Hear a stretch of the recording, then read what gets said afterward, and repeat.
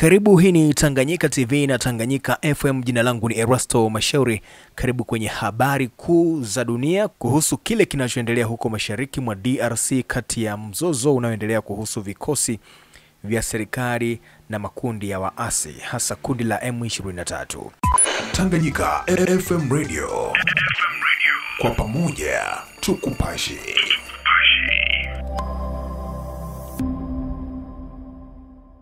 Mashauriano kuhusu uundwaji wa serikali ya umoja wa kitaifa yamerejewa huko nchini DRC. Serikali ya Jamhuri ya Kidemokrasia ya Kongo inarejelea mashauriano ya kitaifa ya uundwaji wa serikali ya umoja wa kitaifa yaliyoanza wiki moja iliyopita na kususiwa kwa kiasi kikubwa na wanasiasa wa upinzani. Rais Felix Tshisekedi anaamini kuwa uundwaji wa serikali ya mpito utasaidia kupatikana kwa suluhu kuhusu mzozo wa mashariki mwa DRC baada ya waasi wa M23 kudhibiti maeneo mbalimbali ikiwemo jiji la Goma pamoja na Bukavu. Mashauriano hayo yanaongozwa na kamati maalum inayomshauri Rais Tshisekedi kuhusu masuala ya usalama yanatarajiwa kumalizika wiki hii. Tayari mashauriano hayo yamewahusisha watendaji wakuu serikalini na wiki hii wabunge kutoka muungano wa siasa wa Rais Tshisekedi, mashirika ya kiraia na baadhi ya viongozi wa upinzani wanatarajiwa kufikiwa. Hata hivyo, vigogo wa upinzani wakiongozwa na Martin Fayulu wamekataa mashauriano hayo na uundwaji wa serikali ya umoja wa kitaifa, na badala yake wanataka viongozi wa dini kuachiwa jukumu la kuwaunganisha wananchi wa DRC katika kipindi hiki. Naye spika wa bunge la kitaifa Vital Kamerhe amesema mashauriano hayo yasalie kwenye malengo yake ya kuunganisha upinzani na serikali kwa lengo la kupata mwafaka wa ndani kuhusu mzozo wa mashariki mwa nchi hiyo. Vyama kadhaa vya upinzani nchini Jamhuri ya Kidemokrasia ya Kongo DRC vimesusia mashauriano ya kisiasa yenye lengo la kuunda serikali ya umoja wa kitaifa yaliyoanzishwa na Rais Felix Tshisekedi jijini Kinshasa.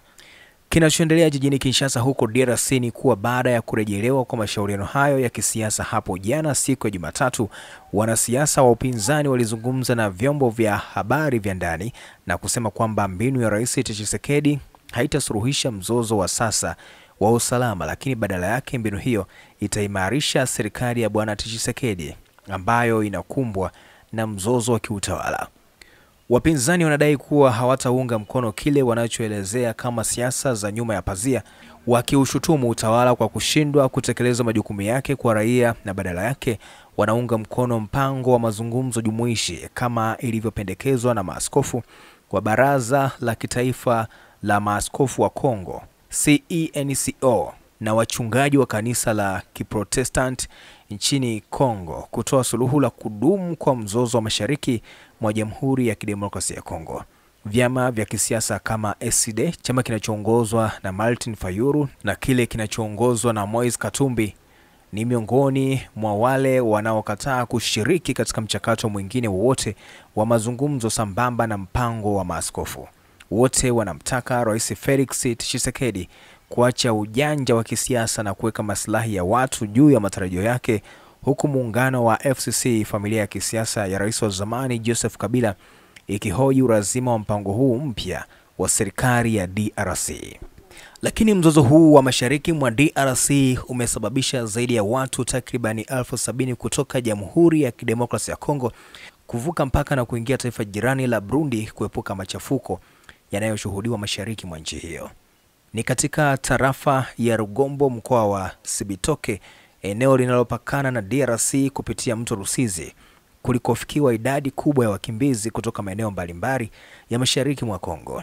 Kambi kadhaa zimeundwa katika tarafa hiyo ya Rugomba, ikiwa ni pamoja na kwenye uwanja wa michezo wa hapo Rugombo, kwenye shule ya upili ya Ekofo Rugombo na kwenye shule ya tarafa. Mkimbizi Fedha Ramazani anasema alivuka mto Rusizi na kuingia Burundi baada ya mmewe na watoto kuuawa. Pia anasema amekimbia mikono mitupu bila ya kubeba chochote huko alikotoka. Anasema tangu nimefika hapa sijapata kitu, sufuria au hata kikombe cha kunywa maji. Nimekuja mikono mitupu, vitu vilichukuliwa na maji. Mme wangu na watoto wangu wote wamekufa. Kuna msongamano mkubwa wa kutoa msaada, hivyo sijapata kitu, alisema Fedha Ramazani.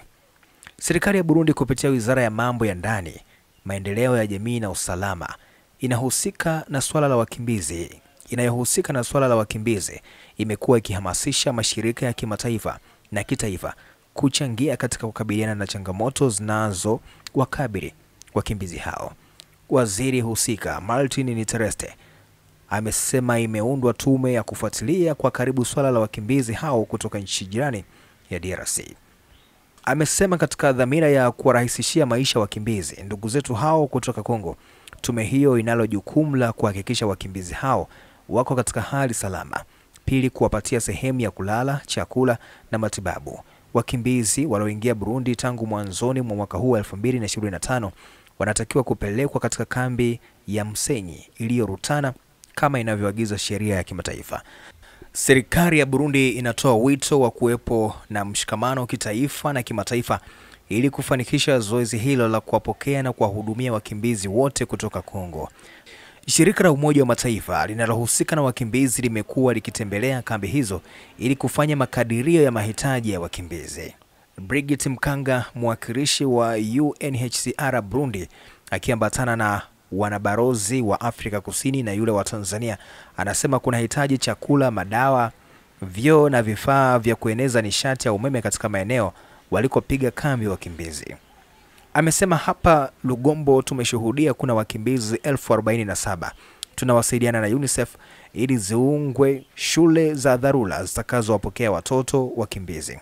Na kwenye hatua ya kwanza kabisa ni kukamilisha zoezi la kuwasajili wakimbizi ili wapelekwe Msenye mkoani Rutana, alisema mwakilishi huyo wa UNHCR Burundi, Brigitte Mkanga. Mashirika ya kitaifa, yale ya kidini na hata ya kiraia wa kawaida wamekuwa wakiwapelekea misaada wakimbizi hao. Didone na Himana, anayeongoza shirikisho la MAC linaloundwa na mashirika ya kidini, aliwapelekea msaada wa unga wa ugali na kuwafariji wakimbizi hao, akisema kuwa jirani ni ndugu na kwamba japo msaada aliopeleka ni mdogo lakini umetoka moyoni. Shirika la UNHCR limekwisha toa makadirio ya dola milioni 40.4 zitakazohitajika ili kukidhi mahitaji ya wakimbizi hao kutoka DRC waliokimbilia Burundi. Aliyekuwa mhalifu wa kivita Thomas Rubanga, ambaye alihukumiwa na mahakama ya kimataifa ya uhalifu ICC kwa kuajiri watoto katika vita, ametangaza kuanzisha kundi jipya la waasi linaloitwa Azimio la Mapinduzi CPR, ikiwa ni lengo la kuiangusha serikali ya Kongo katika jimbo la Ituri. Tangazo hili linakuja wakati ambapo jeshi la Kongo FARDC linakabiliana na mashambulizi makali kutoka kwa waasi wa M23 wanaodai wa kuungwa mkono na Rwanda. Rubanga, ambaye ni mzaliwa wa Ituri, ameliambia shirika la Reuters kuwa kuleta amani katika eneo hili kunahitaji mabadiliko ya haraka ya utawala na serikali. Amedai kuwa kundi la CPR lina matawi ya kisiasa na kijeshi na tayari lina wafuasi wenye silaha katika maeneo matatu ya Ituri, ingawa halijaanza rasmi operesheni za kijeshi. Rubanga alihukumiwa mwaka 2012 na mahakama ya kimataifa ya ICC kwa kosa la kuajiri watoto kama askari na alitumikia kifungo cha miaka 14 kabla ya kuachiliwa mwaka 2020. Baada ya kuachiwa, aliteuliwa na Rais Felix Tshisekedi kuwa mjumbe wa kuleta amani Ituri, lakini baadaye alidai kutekwa nyara mwaka 2022 na waasi waliopangwa na serikali, hali iliyomsukuma kukimbilia Uganda. Kundi lake la CPR linaibuka wakati hali tete ambapo mashariki mwa DRC tayari kuna makundi kadhaa ya waasi, na kuongezeka kwa harakati hizi kunazua hofu ya kuyumba zaidi kwa juhudi za amani. Wataalamu wa Umoja wa Mataifa walimhusisha Rubanga mwaka jana na kuhamasisha wapiganaji kusaidia M23 na wanamgambo wa ndani, jambo linalotia shaka juu ya dhamira ya kweli ya CPR.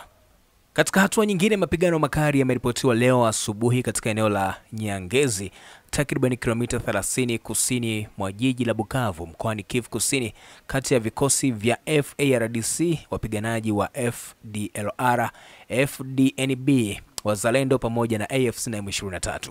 Kwa mujibu wa duru za usalama, milio ya risasi ilianza kusikika kuanzia saa 12:15 asubuhi na kuendelea kwa muda wa saa kadhaa, hali iliyosababisha taharuki kubwa kwa wakazi wa eneo hilo. Kundi la AFC na M23 limetoa tamko la awali likidai kwamba hali kwa sasa iko chini ya udhibiti wao, ingawa bado hakuna udhibitisho rasmi kutoka kwa jeshi la DRC, FARDC au vyanzo huru.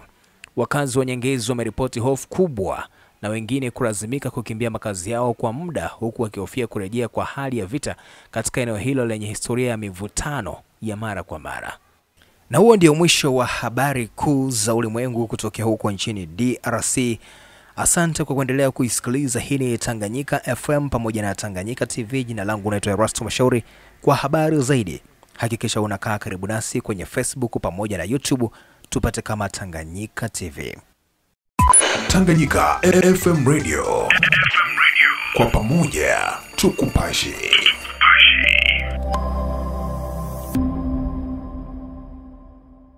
Habari za muda huu mpendwa mtazamaji wa Tanganyika TV. Kwa jina naitwa Suzana Mbokile, natokea kitengo cha biashara na manunuzi hapa Tanganyika TV. Nipende kuchukua fursa hii kukaribisha hewe mfanyabiashara kutangaza biashara yako pamoja nasi. Maana katika ulimwengu huu wa sasa, media kama Tanganyika TV ndio mahara pekee ambapo unaweza kukuza na kuendeleza biashara yako. Haijalishi ni biashara ipi unayofanya, ina mtaji mkubwa au mdogo. Tanganyika TV inaweza kukuweka karibu na wateja wako na kukuza manunuzi ya bidhaa zako unazouza. Hebu fikiria, hata vikundi vya maendeleo tunawezaje kuendelea bila kujitangaza? Karibu utangaze nasi, ewe mfanyabiashara, mjasiriamali, mwanamuziki, wanasiasa na wengine wote. Karibuni sana sana sana. Unaweza kuwasiliana nasi kupitia namba zetu za ofisi zilizopo hapo chini. Hata kama una matangazo, Tanganyika TV tunaweza kukutengenezea, kwa sababu tunawafanya kazi na madirector wabobezi waliobobea katika shughuli za video production na graphic design. Tanganyika TV, kwa pamoja tukupashe.